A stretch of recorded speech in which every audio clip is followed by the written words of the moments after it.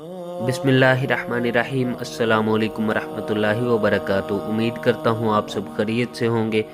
आज का हमारा अमल रिज़्क की तंगी को दूर करने के हवाले से है, मालो दौलत में फरावानी के हवाले से है। माह रजब का ये अमल है। माह रजब का जो सोमवार का दिन है, पहला सोमवार, आप उस दिन में इस अमल को कीजिए। इंशाअल्लाह इस अमल की बरकत से आपका हर माली मसला हल हो जाएगा। आपकी कोई भी हाजत है वो पूरी हो जाएगी। माह रजब बहुत ही बाबरकत महीना है, बरकतों वाला, फजीलतों वाला महीना है, और उसके पहले सोमवार को आपने इस अमल को करना है। बहुत ही बाबरकत दिन है। आप यकीन मानिए कि आप इस अमल को इस दिन में कीजिए। इंशाअल्लाह अल्लाह रब्बुल इज़्ज़त की ज़ात आपके हर मसले को दूर कर देगी, आपकी हर मुश्किल परेशानी को दूर कर देगी।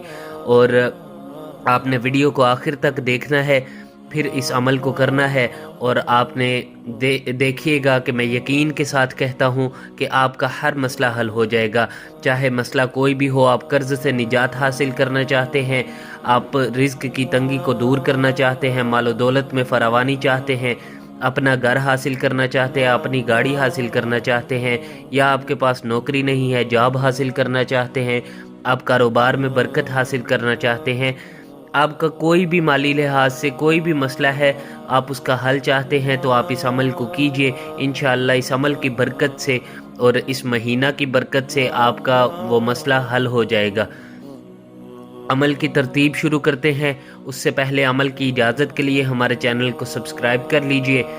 और उससे पहले मैं आपसे अर्ज़ कर दूं कि नमाज की पाबंदी और 100% गुनाहों को छोड़ना मसाइल के हल के लिए ये दो लाजमी शर्तें हैं जिन पर अमल बहुत ज़रूरी है।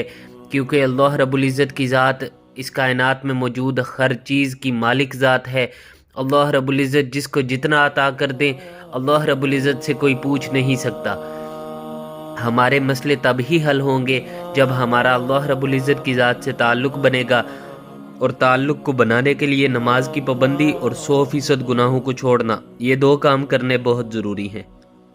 आप इन दो बातों पर अमल करते हुए वजीफ़ा को कीजिए। इंशाअल्लाह मैं यकीन के साथ कहता हूँ कि आपका हर मसला हल हो जाएगा। अमल की तरतीब शुरू करते हैं। अमल की तरतीब में सबसे पहले बात करते हैं वक्त की और जगह की। आपने इस अमल को माह रजब के पहले सोमवार के दिन करना है, और दिन में किसी भी नमाज के बाद किया जा सकता है। चाहे फजर के बाद करें, या ज़ोहर के बाद करें, असर के बाद करें, या मगरिब के बाद करें, या इशा की नमाज के बाद करें। जब भी आपको मुनासिब वक्त लगे, जो भी आपको मुनासिब वक्त लगे, या जिस वक्त आप फ्री हों, जिस वक्त आप फारिग हों, आप उस वक्त इस अमल को कर सकते हैं। दिन में इस पर कोई पाबंदी नहीं है। नमाज के फ़ौरन बाद वक्त ना भी मिले तो किसी और वक्त में भी कर सकते हैं, कोई हर्ज नहीं है, कोई पाबंदी नहीं है, इसमें कोई पाबंदी नहीं है। लेकिन अमल के नीचे, वक्त के नीचे मैंने 3 चीज़ें लिखी हैं। मुसल्ले पर बैठ कर करें, किबला रूह होकर करें, और सदका देकर करें। आपने कोशिश करनी है कि मुसल्ले पर बैठकर अमल करें। जब भी नमाज से फारिग हों तो उधर ही मुसल्ले पर ही बैठे इस अमल को किया जा सकता है। बहुत ही आसान अमल है और बहुत ही छोटा सा है, ज़्यादा वक्त भी नहीं लगेगा। अगर आप मुसल्ले पर नहीं भी बैठ सकते तो आप कुर्सी पर या बिस्तर में बैठकर भी कर सकते हैं, कोई पाबंदी नहीं है। और किबला रूह होकर करें। आपने कोशिश करनी है कि आप रूह जो है वो अपना किबला की तरफ कर लें। जिधर भी बैठे हों, कुर्सी पर बैठकर करना है तब भी रुख को मोड़ लें किबला की तरफ, और अगर बिस्तर पर भी बैठे हैं तो किबला रूह होकर करें, और मुसल्ले पर बैठे हैं तो किबला रूह होकर करें। आप सदका देकर करें, कुछ ना कुछ जितना हो सके, जो आपकी हस्बे तौफीक आप जितना कर सकते हैं, चाहे 10 रुपये ही क्यों ना हो, अमल से पहले कुछ ना कुछ सदका देकर करें।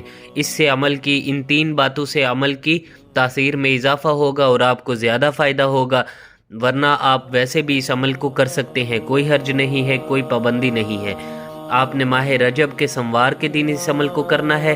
किसी भी नमाज के बाद किया जा सकता है, और मुसल्ले पर बैठकर करना है। ना हो सके तो कहीं भी बैठकर कर लें। किबला रूह होकर करना है, सदका देकर करना है।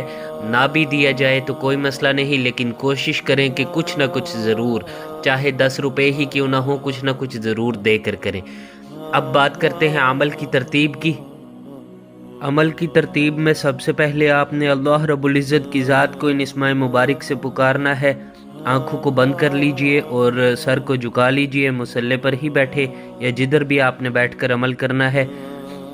آپ نے یا غنی یا اللہ جل جلالہ 10 بار اس کا ذکر کرنا ہے، اور پھر یا وہاب یا اللہ جل جلالہ 10 بار اس کا ذکر کرنا ہے۔ آپ نے ان اسماء مبارک سے اللہ رب العزت کی ذات کو پکارنا ہے، ذکر کرنا ہے 10 مرتبہ، یا غنی یا اللہ جل جلالہ، یا وہاب یا اللہ جل جلالہ۔ ذکر کرنے کے بعد آپ نے 3 مرتبہ درود ابراہیمی پڑھ لینا ہے۔ اس کے بعد آپ نے اللہ رب العزت کی ذات سے دعا کرنی ہے۔ دعا کا طریقہ یہ ہے، سب سے پہلے آپ نے اللہ رب العزت کی عظمت اور بڑائی بیان کرنی ہے، اللہ رب العزت کے احسانات کا شکر ادا کرنا ہے، اللہ رب العزت کی دی ہوئی نعمتوں کا شکر ادا کرنا ہے۔ ہمارے پاس بے شمار نعمتیں ہیں اللہ رب العزت کی دی ہوئی، جتنا شکر ادا کریں کم ہے۔ اس میں زیادہ وقت نہیں لگے گا، 2-4 منٹ میں بس جتنی نعمتیں یاد آ جائیں آپ ان کو یاد کر کے، اللہ رب العزت کی نعمتوں کو یاد کر کے ان کا شکر ادا کریں۔ آپ شکر ایسے ادا کریں کہ پیارے اللہ جی آپ نے مجھے آنکھیں دی، آنکھوں کو دیکھنے کی طاقت دی، اللہ جی آپ کا بہت بہت شکر ہے کہ آپ نے مجھے کان دیے اور ان میں سننے کی طاقت بھی دی۔ اللہ رب العزت کی دی ہوئی ہم اپنے جسم کی طرف دیکھیں، ہمارے جسم میں اتنی نعمتیں ہیں کہ ہم ساری زندگی بیٹھ کر شکر ادا کریں تو نہیں کر سکتے، گن نہیں سکتے۔ بس 2-4 منٹ میں جتنی یاد آ جائیں آپ نے نعمتوں کو یاد کر کے ان کا شکر ادا کرنا ہے، اور پھر آپ نے اپنا مسئلہ بیان کرنا ہے۔ مسئلہ چاہے کوئی بھی ہو، اسے حل کرنے والی ذات اللہ رب العزت ہی کی ذات ہے۔ اللہ رب العزت کے علاوہ کسی کا کوئی بھی مسئلہ نہیں حل کر سکتا۔ آپ اللہ رب العزت کی ذات سے اپنا مسئلہ بیان کریں اور اللہ رب العزت کی ذات سے اپنے مسئلوں کو حل کروا لیں۔ آپ نے مسئلہ بیان کرنا ہے اور دعا کرنی ہے کہ پیارے اللہ جی جدھر آپ کے اتنے احسانات ہیں مجھ پر، ایک احسان اور فرما دیجئے، میرا یہ مسئلہ ہے، میرا یہ مسئلہ حل فرما دیجئے۔ پیارے اللہ جی آپ کے لیے تو یہ بالکل بھی مشکل نہیں ہے، آپ چاہیں تو یہ چند لمحوں کی بات ہے کہ میرا یہ مسئلہ حل ہو سکتا ہے۔ آپ مجھے اس پریشانی سے نجات دیجئے، آپ میرے اس مسئلے کو حل کر دیجئے۔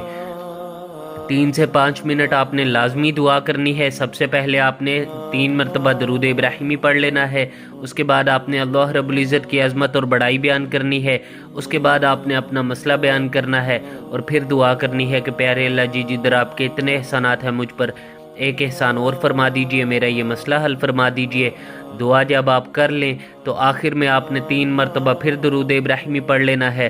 دعا کے اول اور آخر میں درود ابراہیمی لازمی پڑھ لیجئے گا۔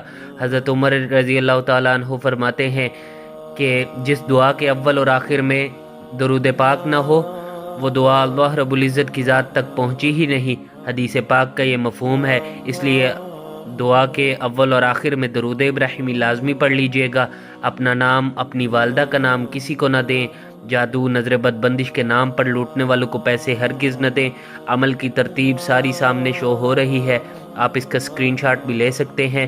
ویڈیو پسند آئی ہو تو ہماری حوصلہ افزائی کے لیے لائک کر دیجئے، عمل کی اجازت کے لیے ہمارے چینل کو سبسکرائب کر لیجئے۔ السلام علیکم ورحمۃ اللہ وبرکاتہ۔